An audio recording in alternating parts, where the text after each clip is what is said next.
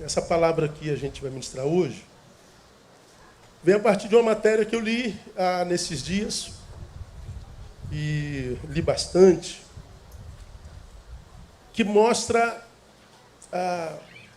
os malefícios da ociosidade na vida do ser humano. Esse estudo aí, ó. Não é de agora não, tá? De 2016, mas fazendo algumas pesquisas, cheguei a ele. O estudo mostra o quanto é difícil ficar sem fazer nada. É um teste que deveriam permanecer sentados, sozinhos, acordados, por até 15 minutos só. Participantes escolheram receber choques elétricos para se distrair. Sobe aí, vou ler um trechozinho. Aí. Realizar qualquer ação, mesmo que desagradável, é preferível a ficar sem fazer nada. Isso não é uma palavra jogada ao vento, é uma pesquisa feita, né? E diz que essa é a principal conclusão de 11 experimentos compilados em um artigo publicado na quinta-feira. Tal. A maioria das pessoas considerou desagradável ficar sozinha e sem nenhum entretenimento por períodos de 6 a 15 minutos. 2/3 dos homens e 1/4 das mulheres julgaram o exercício tão insuportável, olha só, que preferiram aplicar leves choques elétricos em si mesmos para se distrair. Em um caso, um homem apertou o botão que liberava o choque 190 vezes. Sobe um pouquinho. Quem fez a pesquisa? Timothy Wilson, David Reinhardt, Eric Tal, Daniel Tal, Nicole Tal, Jerry Tal. Instituição, Universidade Harvard e Universidade de Virgínia, nos Estados Unidos. Sobe um pouquinho mais. Para que a pesquisa tivesse um pouco mais de credibilidade, eles resolveram convocar um outro grupo de gente. O primeiro já revelou que está aqui, mas eles queriam um balizamento maior. Convidaram outro grupo. Para ter certeza de que o resultado não se aplicava apenas em universidades, os cientistas recrutaram voluntários de 18 a 77 anos em uma feira e uma igreja. Eles repetiram o experimento nas casas das pessoas, não mais na universidade, e os relatos foram iguais.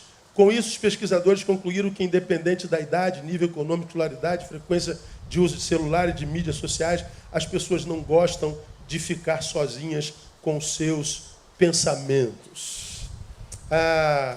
Choque para se distrair. Mas seria tão desagradável a ponto das pessoas preferirem uma experiência negativa a não fazer nada? Em um estudo seguinte, os participantes tinham a opção de ficar sentados sem distrações ou aplicar choques elétricos em si mesmo. Eles davam uma maquinazinha, aí você apertava e ganhava um choquezinho. Né? Só aquela besteirinha. Né? Surpreendentemente, para os cientistas, 67% dos homens, 25% das mulheres aplicaram o choque pelo menos uma vez durante o teste. Antes do experimento, em uma conversa com os cientistas, a maioria dos participantes tinha afirmado que pagaria para não receber os choques, mas mudou de ideia diante do tédio. Está aí. Ficar sem fazer nada é uma desgraça. O ócio é uma desgraça. O que é o ócio? É uma vida desconectada de qualquer projeto que não o seu.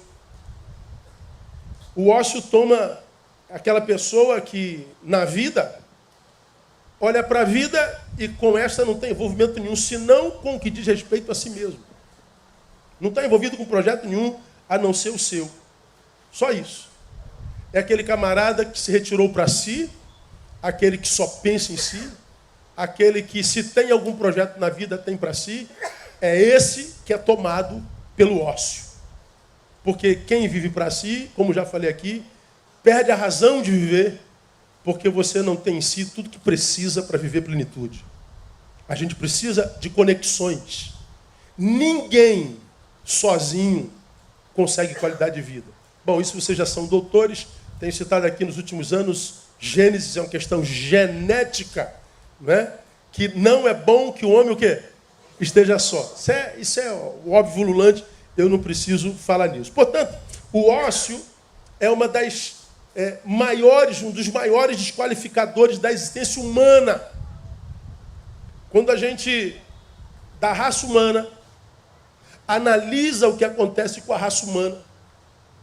E a gente vê a nossa decadência a cada dia, a cada ano, a cada geração.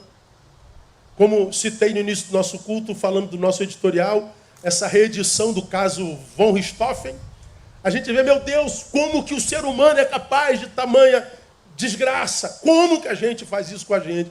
Como que isso vai acontecendo? Como que a gente vai piorando tanto? Bom, um dos grandes desqualificadores da existência humana é o ócio. Por quê, pastor? Porque o trabalho tem a ver com a razão da nossa existência, tem a ver com a natureza da nossa existência. A gente não trabalha só para comer. A gente trabalha porque o trabalho faz parte da razão da nossa existência e da nossa própria natureza. Nós somos um ser de trabalho. Não tem nada de errado com isso. Onde está isso, pastor? Bota aí, painel, Gênesis 2,15. Está lá no Éden, lá. Leia comigo. Tomou, pois, o Senhor Deus o homem e o pôs no jardim do Éden. Para quê? Para o lavar e guardar. Deus cria o homem no jardim e criou o homem para quê? Para lavrar e guardar. O homem foi criado para trabalhar. O jardim não é o homem. É uma ação desenvolvida pelo homem num projeto que vai para além de si mesmo. É o que fazia esse homem do jardim vencer o ócio. Então, o trabalho, o envolvimento, as sinergias da existência, não é só uma questão de escolha, uma questão de volição, quero ou não quero, não. É uma questão existencial, é de vida e morte. O ócio desqualifica a nossa existência, porque ele mexe com a nossa estrutura. Portanto, quando, por qualquer razão, irmãos, nos permitimos tomar pelo ócio, nós simplesmente passamos a caminhar contra a nossa própria natureza. Nós fomos criados para esse caminho. Quando nós abrimos mão disso, nós temos que caminhar contra a nossa própria natureza. Isso é absurdamente cansativo. É como você, ser humano, tentando viver dentro d'água. Tentando viver dentro d'água, não. Longe da terra. Porque dentro d'água não vai ver. Teve um filme de Kevin Costner, em 1995 lançado. Naquele ano foi o filme mais caro da história do cinema, hoje não mais, que era o filme Waterworld, Para Além das Águas. Bom, a terra tinha sido inundada por águas, não tinha mais terra, e eles estavam atrás de uma pretensa ilha que ainda sobrevivia, mas os homens que sobreviveram à inundação viviam sobre as águas, se adaptaram. Não viviam nas águas, mas viviam sobre as águas. Mas a vivência do homem terreno na água era absurdamente cansativa e quase impossível. Então veja só, quando você se permite tomar pela preguiça, quando você se permite guetizar, criar um gueto para si e se retirar, quando você, por qualquer razão, egoísmo, quando você, por qualquer razão, incompetência analítica, por qualquer razão se permite tomar pelo ócio, você está vivendo contra a sua própria natureza. Não tem como a sua vida ser uma vida que vale a pena ser vivida, não tem como a sua vida fluir, não tem como a sua vida experienciar o que Jesus promete na sua palavra, do seu interior fluirão rios de águas vivas.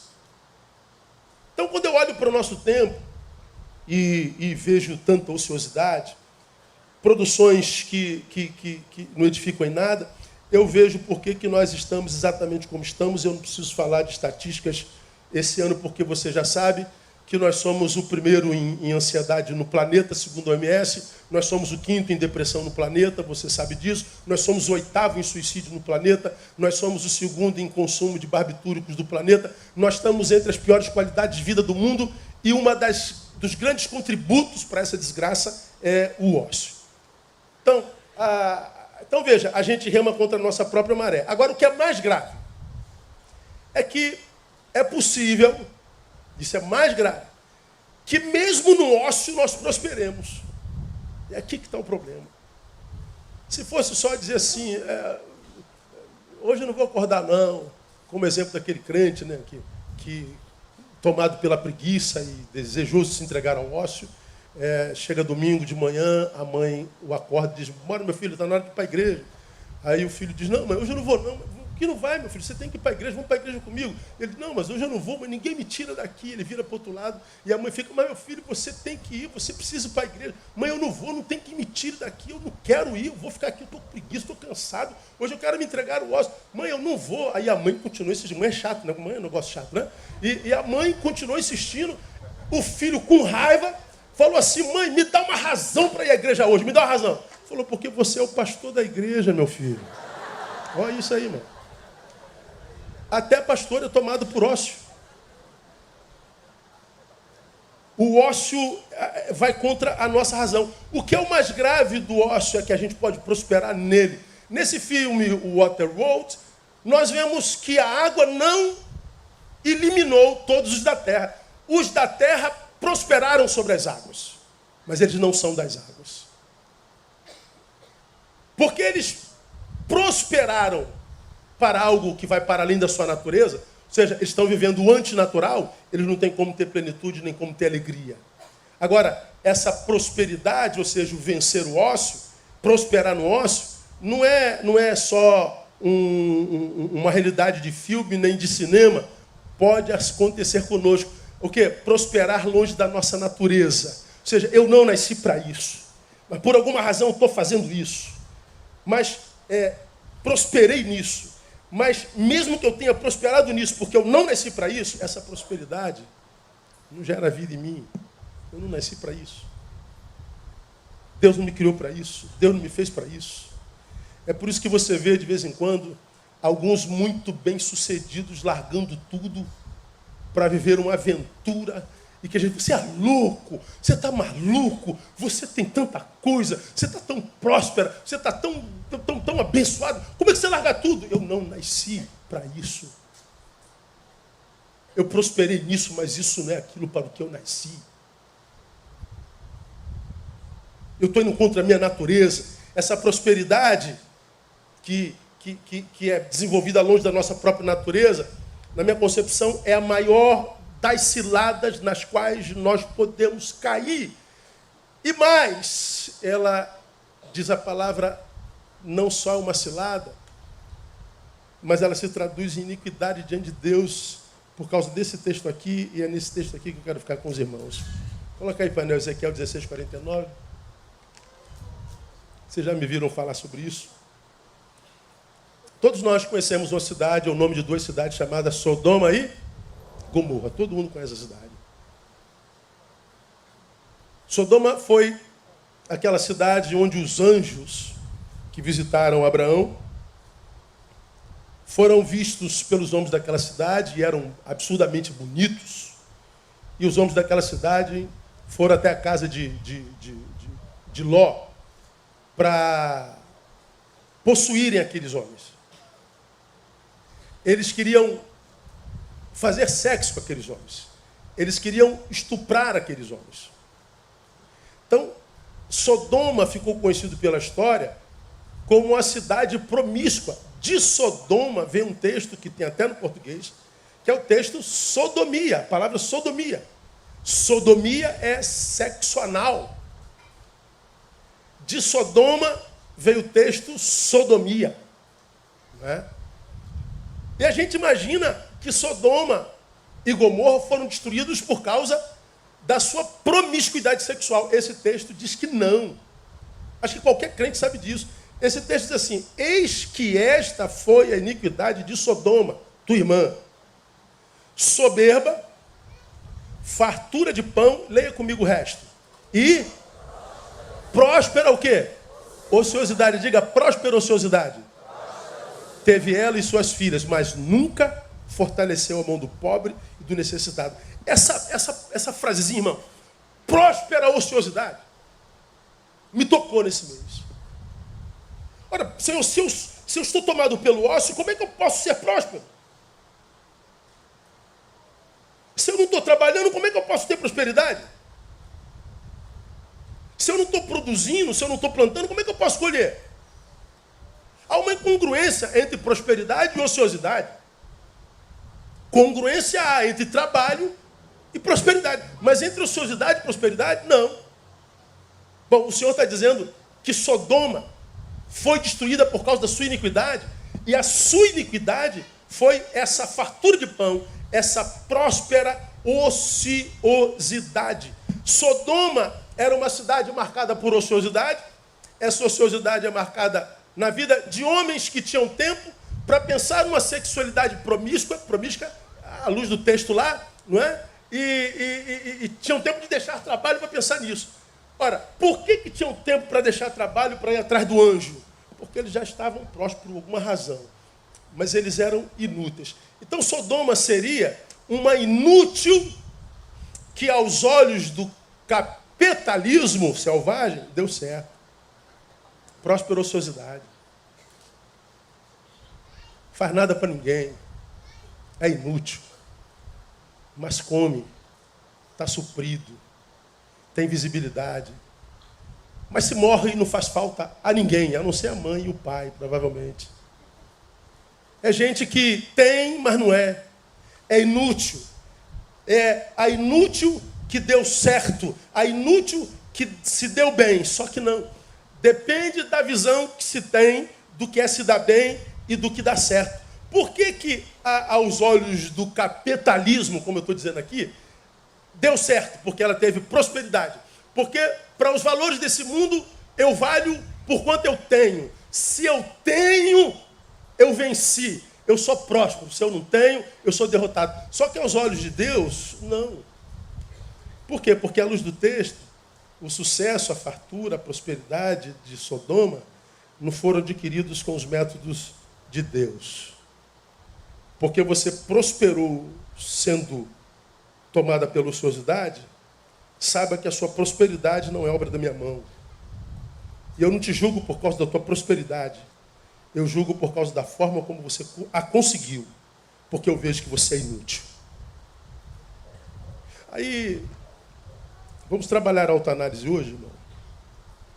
Se o Senhor baixasse aqui hoje e perguntasse para cada um de nós, você é útil ao quê? A quem? Filho meu, quem hoje depende da tua existência? Quem hoje é abençoado por ti? Que resposta você daria ao Senhor? Nós crentes deformamos o Evangelho e achamos que o abençoado por Deus é aquele que tem. É a mesma visão do capitalismo. Se eu sair de um carro velho para um carro novo, Deus me abençoou. Se eu sair de uma casa pequena para uma casa grande, Deus me abençoou. Se eu sair de uma qualidade de roupa para aquela qualidade de roupa, Deus me abençoou. Se eu consigo construir angariado, Deus me abençoou. Ora, Sodoma era farta de pão, Sodoma era tomado por soberba, porque a visão dos outros sobre ela era superior àquela que de fato merecia. Ela tinha prosperidade, mas o Senhor está dizendo, essa prosperidade não é obra da minha mão. Você é uma inútil. E pela sua inutilidade você será julgada. Veja, irmão, que o sucesso para uns, dependendo do método, é uma iniquidade para Deus. Eu tenho dito a Deus, irmãos, para nós esse ano, Deus, nós não queremos dar certo. Nós queremos o que é certo e para a glória do teu nome. Eu tenho pedido para mim, não o que dá certo, eu tenho pedido para Deus o que é certo. Eu tenho pedido a Deus não a graça de ter mais ou menos, de aparecer mais ou menos, mas a graça de continuar sendo útil. De saber que a minha existência, na existência de alguém, a faz ascender. De saber que a minha existência, na existência de alguma coisa, a faz tornar-se abençoadora. De saber que a nossa existência é uma existência que não precisa de reconhecimento, mas uma existência que se afasta é uma existência da qual se sente falta. Vamos imaginar que você deixasse de existir hoje. Quem sentiria a sua falta? Quem perderia o quê? Pois bem, é dessa ociosidade que eu estou falando. Eu não estou da ociosidade, não estou falando da ociosidade de não fazer nada. Pastor, eu trabalho de sol a sol, de 5 às 23 horas. O senhor está me chamando de ocioso? Não. Você é um baita de um trabalhador. Mas o seu trabalho é só para você? Sua vida tem conexão. Sua vida gera vida. Sua vida produz generosidade, utilidade. Faz alguém ascender. Sua vida salga. Sua vida ilumina. Não, pastor, eu vivo para mim. Pois é, à luz da palavra de ociosidade. Uma próspera ociosidade. Essa próspera ociosidade é com que faz com que os que a vivam, mesmo que tenham prosperidade, não encontrem sentido para continuar vivendo. É daí que vem os tais vazios, as angústias, as depressões, a incapacidade de entender o mundo como ele é, porque nós nos retiramos para nós. Então veja, eu posso ser um ocioso próspero, porque é um ocioso trabalhador. Só que o meu trabalho é para o meu umbigo, é para a minha boca. A vida, ela precisa de conexões. Ninguém consegue ser com prazer, vivendo apenas para si. A Bíblia chama de ociosidade. Eu passei em bons lugares nesse tempo, nesse mesinho, que passa assim, ó, como sopro. E houveram alguns lugares que eu botei a cadeira assim na beira do mar, e no mar onde só estava eu e mais ninguém. 3 meninos para dentro de casa, para o outro lado, e eu lá sozinho, olhando a beleza do Criador e dizendo, Deus, que privilégio poder contemplar isso na paz desse momento. Mas chegou um momento que, como essa pesquisa, aquela paz, aquela beleza, aquilo tudo que a gente anseia quando está muito cansado, se torna um enfado. A gente aprende que o não fazer nada cansa, ou não?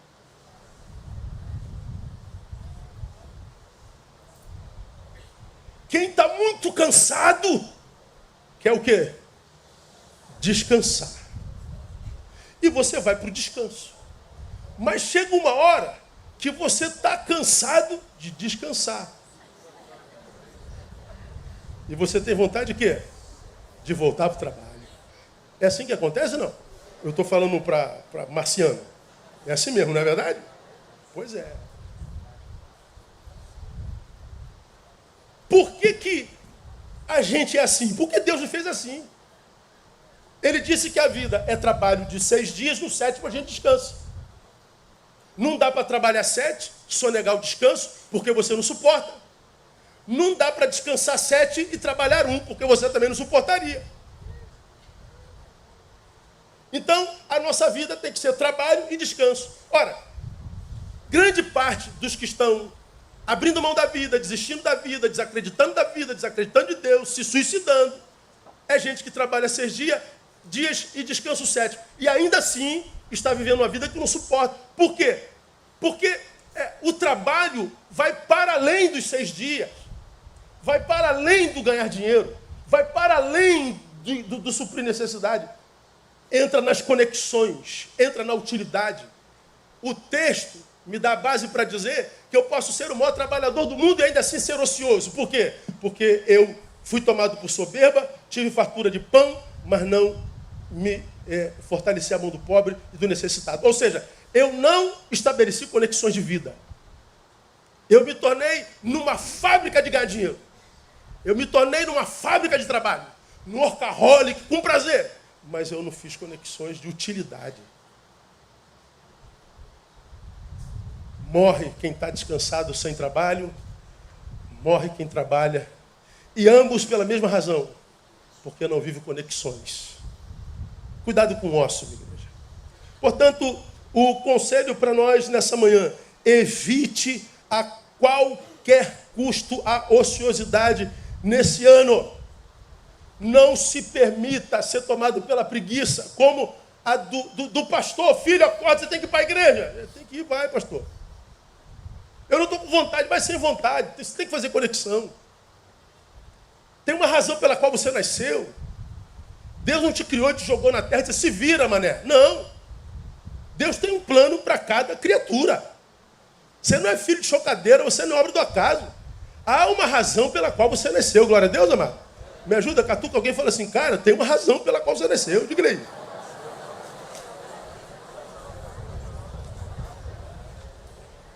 Eu não sei qual é, mas eu sei que você não nasceu para si. Como nós já aprendemos aqui, os dons e talentos que Deus nos dão são nossos, mas não para nós. Ah, você tem um dom do ensino. Que lindo. Esse ensino serve para você? Não. A tua vida só encontra sentido no aluno, no discípulo. Você é médico. Oh, que lindo. Você só encontra sentido no paciente. Você é pastor, maravilhoso. Só encontra sentido na ovelha. A gente só encontra sentido no outro. O meu dom é meu, mas não é para mim. O meu talento é meu, mas não é para mim. Esse meu dom é para achar você. O teu dom é para me achar. Você dá sentido à minha vida, a minha vida dá sentido à sua. Então, quando por alguma razão a gente escolhe se eximir da relação e das conexões, a gente está remando contra a maré. Não tem como ser feliz não, irmão. Eu digo isso porque estou nisso há 30 anos lidando com gente. Eu encontro o rico infeliz, eu encontro o pobre infeliz, encontro o cara que tem 10 empresas infeliz, trabalha de 8 às 8 e é infeliz, encontro aquele que está desempregado, é infeliz, encontro o que tem dinheiro infeliz, o que não tem um centavo infeliz. E a gente diz, meu Deus, esse aqui que não tem um centavo diz que é infeliz porque não tem um centavo. Aquele lá tem 1 bilhão de centavos e está infeliz por quê? Então não basta ter o dinheiro para aquele lá ser pleno. O que traz sentido à vida são nossas conexões. Somos sal. Como você já aprendeu, sal só encontra sentido quando cola na carne e transforma a carne na melhor carne que a carne pode ser. E essa carne, a gente sabe que ela é a melhor carne que é por causa do sal, e você já aprendeu aqui que quando o sal está na carne e transforma a carne na melhor carne que a carne pode ser, quem recebe a glória é a carne, não é o sal. Ninguém pergunta, quem foi que salgou essa carne assim a um ponto tão perfeito? Não, o nego come a picanha e diz, oh, glória a Deus, que carne boa. Comprou onde essa carne? Não interessa. É o sal, irmão. Então, essas conexões são necessárias. Agora, por que é um problema? Porque a gente olha para o ser humano e fala assim, pastor, eu quero mais é que eles morram. Eu sei, eu também. A gente olha o ser humano e fala assim, pastor, de ser humano, eu quero a distância. É assim que a gente pensa, não é? Tá louco. O ser humano é amedrontador, a gente tem medo. A gente sabe do nosso índice de maldade, a gente sabe do mal que o outro pode fazer a gente. A gente sabe quando a gente pode se machucar nessas conexões, nessas relações. Então, por autopreservação, a gente se afasta. Ora, eu também tenho vontade de fazer isso o tempo inteiro. Pastor, você tem vontade de sumir? Eu? Meu Deus do céu, eu só tenho vontade de sumir, irmão. Eu não tenho vontade de aparecer, de ficar. Eu apareço porque não tem jeito. Agora, Neilson, entrega a sua vontade. Você não me via nunca mais na sua vida. Agora, eu não posso me entregar às minhas vontades. Eu não posso me entregar a todos os meus desejos. Vou falar sobre isso logo mais. Irmão. O tudo te darei. Esse tudo não existe. Isso é uma mentira. Nenhum ser humano pode ter tudo, ser tudo, fazer tudo. Tudo. Isso não existe. Quais as implicações disso? Vou falar logo mais. Não é?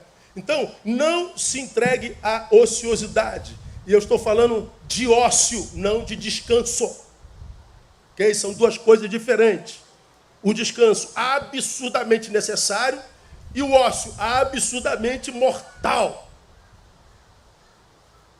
Por quê? Porque o ócio anula o potencial do indivíduo. Anula. Meu potencial está todo aqui. Eu sou o professor. Cadê o aluno? O que eu faço com esse saber todo? Para onde eu mando isso tudo que a vida Deus me deu? Não, mas alunos podem me ferir, podem me bater. É verdade. Mas o que você vai fazer com isso tudo? Você vai morrer empanturrado. Potencial não desenvolvido. Você já ouviu falar sobre isso aqui? Que angústia é essa, pastor? Potencial não desenvolvido. Você podia estar abençoando 1 milhão de gente, mas você está retirado para si. É inútil. Potencial não desenvolvido, portanto, gera a pior das angústias. Qual, pastor? A falta de inspiração para viver. Falta de inspiração para viver. Não é só quem é professor e não pode ensinar. É você que tem, exemplo, graduação, pós-graduação, tem mestrado e tem doutorado. Mas não conseguiu emprego no Rio, no Brasil, porque o seu currículo é bom demais.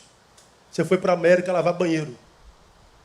Você está lavando banheiro, dando graças a Deus porque está comendo. Mas quando você volta para casa, você diz, meu Deus, eu sou pós-doutor e estou lavando banheiro. E esse potencial todo, esse saber todo, você não está amaldiçoando o vaso que lava. Mas você está em angústia, mesmo alimentado, porque lavar o vaso traz o teu dólar para cá. Mas você sabe que você poderia estar fazendo muito mais, você poderia estar dando muito mais, você poderia estar abençoando muito mais. Mas esse mais se tornou impossível. Isso gera uma angústia. Não há nada que você faça que gere alegria em você. Porque é potencial não desenvolvido. Aí você vai perdendo a inspiração para viver. Aqui eu lembro Pablo Picasso. Pablo Picasso foi quem disse, inspiração existe, mas ela precisa encontrar você trabalhando. É trabalhando que a inspiração vem. É quando a gente está em movimento, quando a gente está com a mão na massa. Você está com a mão na massa, a inspiração baixa. Ela desce. Meu Deus, tive uma ideia. Meu Deus, vou fazer isso. Novos projetos, novos sonhos. Quando você está trabalhando. Quando você está em estado de ociosidade parado, o que vem é mau pensamento. Você pensa na sua miséria, na sua desgraça, na sua tristeza, na sua dor, no seu pecado, nas portas fechadas, nas trairagens. A inspiração existe, mas ela precisa encontrar a gente trabalhando. No ócio temporário a gente descansa, mas é no trabalho que a gente encontra inspiração. Eu vou terminar citando Aristóteles. O prazer no trabalho é o que aperfeiçoa a obra. À medida que eu vou trabalhando, a obra que eu sou das mãos de Deus, ela vai se aperfeiçoando. À medida que eu trabalho, eu vou melhorando. De onde nascem os especialistas? Como eles aparecem? Porque eles repetem. Estava numa prainha por aí. Aí, no lugar onde eu estava, tinha aqueles pedal, como é que é o nome? Stand-up. Stand-up pedal. É isso mesmo? É. Falei, vou andar nesse negócio. Dessa largura. Olha, isso aqui não tem como dobrar, afundar, não tem jeito. Dessa largura. E cadê que eu subia naquele negócio, irmão? Cadê que eu ficava em pé naquele negócio? E subia, caía. Jesus, eu sou burro demais, pelo amor de Deus. Aí passava a garotinha de 4 anos. Passava o velho de 90. Falei, pô, não é possível, cara. O que é isso, meu Deus? E vai eu subir no negócio. Cadê que eu subi no negócio, irmão? Eu falei, meu Deus, como é que ele consegue? É repetição. Repetição. É o moleque que sobe no skate, o farfirula cai de novo. É o garoto com a bicicleta que desce a montanha. Como é que esse cara... É o cara que surfa a onda gigante. Você tá louco, cara, tem 15 metros essa onda. Ele faz isso direto. Ele vira especialista. Ele vai sendo aperfeiçoado à medida que trabalha. Ele vai sendo aperfeiçoado à medida que pratica. Ele vai sendo aperfeiçoado à medida que se movimenta. Ele vai se tornando melhor. Ele toca esse teclado, no início tudo errado. Chega uma hora que daqui a pouco ele nem olha mais no teclado. Porque virou especialista, repetiu demais. Então, quando eu e você nos permitimos ociosizar, não sei nem se existe essa palavra, a gente está remando contra a nossa maré e a gente está impedindo a obra de Deus em nós, porque a inspiração existe, mas precisa encontrar a gente trabalhando. E é no trabalho que a obra se aperfeiçoa. Então, se nós estamos diante de um ano que queremos fazê-lo bênção, esse ano não pode encontrar a gente de ócio de jeito nenhum. Hoje você viu, no início do nosso culto, a busca de voluntários para o Betânia Kids, Espaço Esperança e tantos outros ministérios. Se existe em você a possibilidade de fazê-lo, seja voluntário. Se não tem espaço na igreja, é muita coisa e é muita gente, graças a Deus, bom, entra lá no site voluntário, se candidata para fazer um trabalho voluntário em algum lugar, seja útil, que alguém, através de Deus, seja abençoado, que Deus, através de alguém, através de você, abençoe alguém, mas que você não seja uma ilha em si mesmo. Porque senão não tem como viver vida que vale a pena, não. Eu vou ficar aqui, irmão, nós temos 15 minutos para a ceia. Na semana que vem, a gente vai falar sobre os males advindos da ociosidade à luz desse texto. Alguns males mas desqualificam a vida totalmente. Não tem jeito, se você é tomado por isso, tem que abrir um Instagram mesmo, tirar foto para botar lá, para fingir que é feliz mesmo. Agora, se você é daqueles, irmão, que não se conforma em ser uma foto curtida por outrem, mas deseja ser alguém que nem de foto precisa para se sentir pleno, se você pretende ser alguém que vai para além da imagem, ou seja, alguém que não precisa do reconhecimento alheio para ter orgulho de si mesmo, você não pode ser tomado pela ociosidade. Que nessa manhã você possa dizer ao Senhor: Senhor, eu não quero ser uma ilha, eu não quero ser um trabalhador ocioso, uma fábrica de ganhar dinheiro, uma fábrica de produção. Eu quero ser mais do que um trabalhador, eu quero ser mais do que sei lá o quê, eu quero ser útil. Útil. Porque o Senhor está dizendo que se eu prospero na ociosidade, eu vivo a minha antinatureza e vivo a iniquidade diante de Sodoma, diante de Deus. E como é que termina? Como que acaba? Qual é o fim da história de um ocioso próspero? É só você ver o fim de Sodoma. Vou falar sobre isso na semana que vem.